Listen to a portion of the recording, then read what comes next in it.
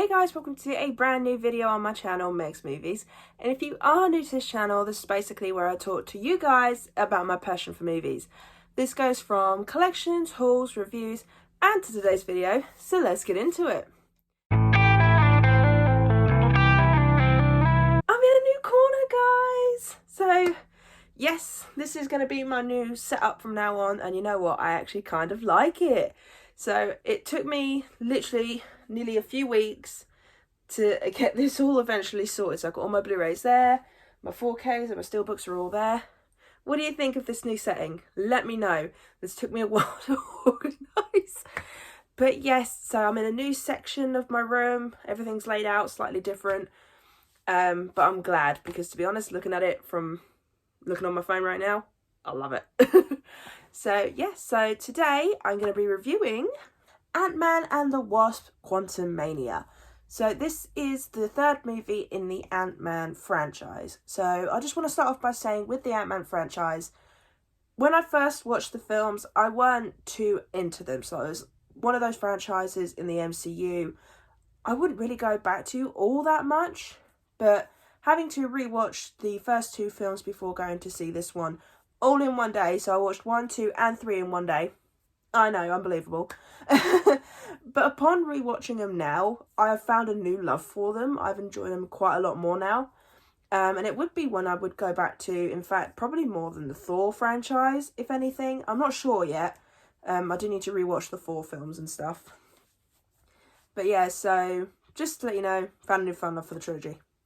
So getting into my review for Ant-Man and the Wasp: Quantumania. So we're back with Scott, we're back with Hope, you know, and Cassie and Hank and everybody. We're all back with them. But Cassie's been working on this device to send a message to the quantum realm. I can't speak today. And then Janet is like, what the hell? Why are you doing that?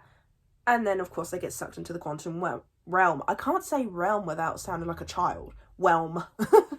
But I'm not going to say any more than that. I'm not going to say what happens after they go in and anything like that, because the whole movie is pretty much set in this quantum place. There we go. I'll say place. So what were my thoughts on this film? Not going to lie, I'll start off by saying I did very much get Thor: Love and Thunder vibes from it a little bit from time to time when it came to the comedy. So like some of the jokes felt a little bit weird, a little bit silly. Kind of like Thor: Love and Thunder a little bit. But I think the action and the plot line overrides that for me. So sort of like I can ignore some of the jokes that didn't land and things like that. So I can ignore that because some of the action scenes are very well done and very well choreographed, especially the final battle scene that we get at the end of every MCU film. You know, that battle scene is amazing and I loved every second of that. I like how we got sort of like two storylines going on in this film. I'm not going to say what they are. But I like how it was divided out evenly between the two, because sometimes when you have, even if you have like multiple storylines, like 3 to 4 storylines, it can seem like one's being shown more than the other. And then you're like, well, what happened about this and this? With this, I think they've done it very evenly. Now, I will say I struggled to come up with a full-on score for this, and I do feel like it is one I do need to watch again, but I will probably only watch it on streaming again, because seeing it once in the cinema, I'm quite happy I did. There's 2 end credit scenes, so if you're someone that doesn't know how long to wait for the end credit scenes, you got one just before the credits and you got one after. So I'd say stick around for them both. Especially the last one. But say it was nice to see the gang back together again. I did notice that they had recast the girl playing Cassie, because it's now Catherine Newton, I think is how you say her name. Because I did notice that when I was watching it. I was like, okay, it's a different actress. However, I do like her portrayal of Cassie. I think it's nice to see a grown-up element, because it can be one of those things where they're like, oh, it doesn't matter about this plot line, we just want to keep it as this.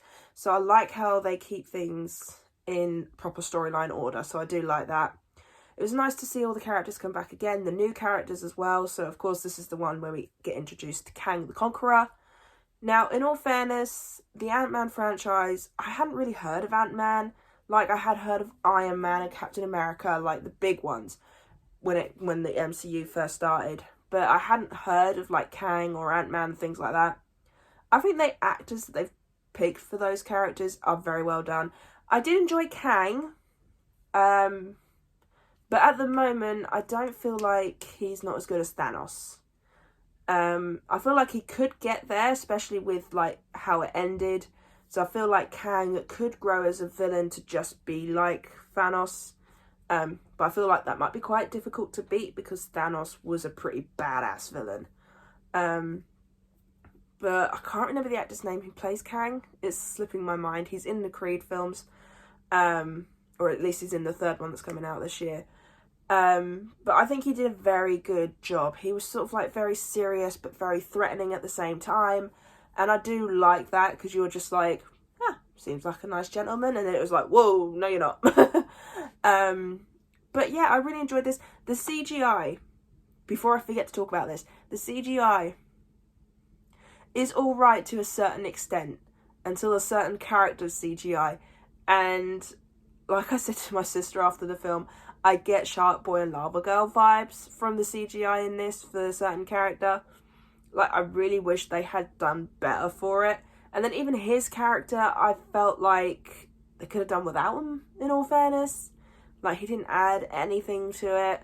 And I do feel like if you haven't watched at least the first Ant-Man film, you wouldn't understand what's going on with that character. So you do need to watch Ant-Man 1 and 2 before you see 3, just so you can understand absolutely everything that's going on. But no, I had mixed feelings about this because at times it did feel a little bit slow. So like sometimes it'd pick up the pace and then it would go slow, pick up the pace and then it would go slow. So at the moment, I'm very 50-50 on the film in the sense of, like, I want to watch it again, but I wouldn't want to watch it on the big screen again. I'd want to watch it streaming.